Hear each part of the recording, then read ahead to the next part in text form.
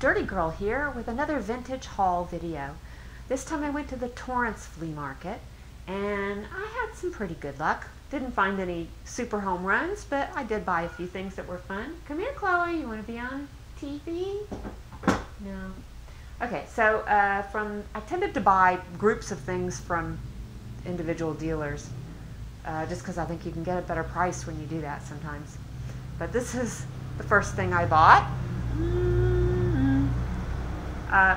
This, I think it's African, and it looks pretty old. I paid $10 for that. I think it's worth that just on decorative value alone. But I need to do a little research, find out where it came from and whether it might actually be valuable. They didn't know anything about it. From that same dealer, she always has bins of 6 things for $5. And I usually go through and find chains because I buy a lot of pendants that don't have chains, and it's nice to be able to pair them up so people can buy a complete necklace rather than just a pendant. So I got a silver chain, not real silver, silver tone. It'd be nice to get a real silver chain for $1, but anyway. And then this one, gold chain. And I got this mustard seed necklace.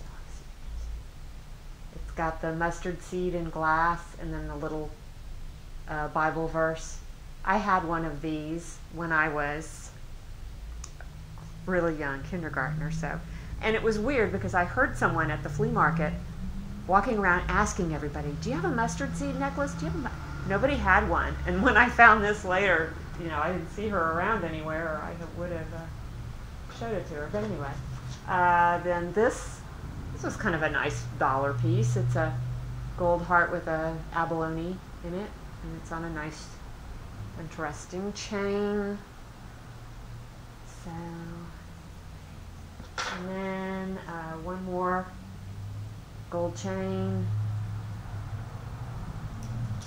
And the last piece, because you know you have to get 6 if they're going to sell 6 for $5, is this pair of Liz Claiborne earrings that I think I'm going to keep. That's the style that I wear, little dangles. Okay, the next group of things I bought was, ooh, can't quite get these on, there. These are, I think, World War I aviator glasses, which is pretty cool. Got the leather trim and the sunglass tinted, and those were $15. And then I got another pair that are in not as good a condition, and I also paid $15 for those, which was really way too much, but they're cool. They're very steampunk. And then I got this 1800s brass scale. These are a little more common and a little less valuable than I thought. I paid $10, and I don't know that I can get much more than that. When I sell it, I don't know, maybe more, depends. Then I got this little, this is a Victorian era, or maybe a little bit later than that, silver plate souvenir dish. It's from San Francisco, and it's so tiny and cute. It's got the little engraving of, what does that say? Seal rocks and something from San Francisco. You can probably see it better than I can. And then the last item I got, I paid not much, $2 maybe for that. And the last item I got was this little sterling silver mustache comb. Hopefully that will clean up. It's got some gunk on it, but I think it'll clean up. And that was only $1. So, not too bad. Oh, one other thing from that dealer. A little tiny Coca-Cola bottle, and that was also $1. These can be really valuable if you have the right one. I don't know how to tell whether you have the right one or not. So, anyway. Okay, then from one of my favorite dealers, if you don't get there early enough, you don't get the good deals. So I didn't find as much this time as I have in times past. But I got this bowl. This is made by Arito, which is a Japanese China company. It's vintage, but it's not super old. It's imitation, Amari, whatever. But the reason I got this is because we have these dishes. They were my husband's grandmother's dishes. And I don't have very many serving pieces. In fact, I really don't have any except a teapot. So this is like a little vegetable serving bowl, or very small serving bowl. But it's still got the original sticker, so I don't think it's ever been used. And I got that for $1, and that's a pretty good deal. And the second thing I got from this guy was this really nice little piece of granite ware. And it's got some printing on here. And it says, it took me a while to decipher this, but it says McCrary Manufacturing Company, and this says half pint, and then there's a city I can't quite read down here, but I think it's someplace in Vermont. So I think having the writing on it like that really increases the value. And says $12, but I paid $6 because they do everything half price there. Okay, my next purchase was, you know, I can't go to the flea market without buying at least one bird. This is a little, no, I don't know what this is made out of. I guess it's enamel on copper. Anyway, it's a little box with a birdie on it. It's probably Japanese.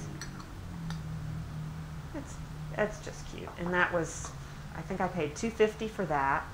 And then I got another tile. This one has a mark on the back, which I haven't researched yet, but I'm sure I'll be able to find out who made it. It's probably a Southern California, because, well, maybe not. Might not be. But anyway, I like tiles.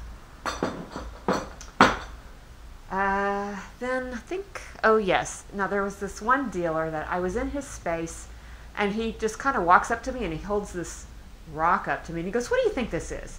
And so I look at it and I said, "Well, I think it's a piece of petrified bone," because you could tell it was bone, and it was huge. It was like this big around. I was like, "I think it's like a mammoth bone or a dinosaur bone or something." He goes, "I just had that lying on my junk table over there. I can't believe it." So I said, I'm going to go look at your junk table. So I did find a few things to buy on his junk table, which is just piles of rusty tools and junk, basically. But he sells it all for real cheap. So I got a granite ware funnel, which is just absolutely filthy. And it has some gunk on it that I may or may not be able to get off. But it was only $1. I figured for $1 I would try, because it's nice. It's in good condition otherwise, other than the gunk and being dirty. And then I got this little tool. It's a cast iron, little tiny awl with a wooden handle. I just thought it was a nice little piece, and it was $1. And the last thing I got from him was this probably 1950s era hand pump for pumping up like basketballs and volleyballs and stuff. Now I thought this was going to be a real winner. You know, it's painted tin, it's got a wooden part here, a wooden handle. It's in perfectly good condition, has almost no paint loss. It still has the price tag from Save On. But these are fairly common and they don't sell for very much. But I only paid $2 for it, so I'll get a little profit. I think everything else is just single items that I bought. I got this very nice mid-century enamel on copper ashtray, and I paid $3 for that. Got another paperweight. This is a big one. That's what they call a controlled bubble, I found out. And it might be Murano, but it's not marked. It's got a really smooth bottom. It's a nice piece. It's really nicely done. And that was $5. I bought this. This is a bolo tie, whatever you call it, the thing that connects the bolo tie together. It's a really nicely made piece. It's got inlaid copper on that little eagle This black part is probably onyx. This might be silver. It's got some copper on the back, and it's got abalone inlaid. Anyway, it's just a super nicely done piece. Sorry about the noise. They're doing some construction stuff next door. Can't get away from it. That was $5. And then I got this. I thought this was going to be a real winner too, but it's a silver plate, Art Deco style thing that goes on your belt, and it has a watch chain. And I thought that was just so cute. And it's monogrammed with a Z. There's lots of Zacks and Zeeks out there, so and it's on the back. It is marked Hickok Beltogram, I think is what that says, and Hickok plate. Well, I went on eBay and there's lots and lots and lots of them, but I didn't see any others with an initial Z. So, and I think mine has a really pretty design, really super Art Deco looking. So anyway, I paid $7 for that, and I overpaid for it. Not room for a big profit, maybe a little bit. And I think that's it for this haul. Thank you so much for watching. I appreciate it. And I hope that you will like and subscribe and comment. I try to reply to all comments. Most of these things will be for sale in my Etsy shop. Either they're already there or they will be shortly. My Etsy shop is Vintage Dazzle, and I will put the URL in the description below. And a few things may end up on eBay, and my eBay ID is Karolinnox, K-A-R-A-L-E-N-N-O-X, and I will also put that below. Thanks. Have a good one. Bye.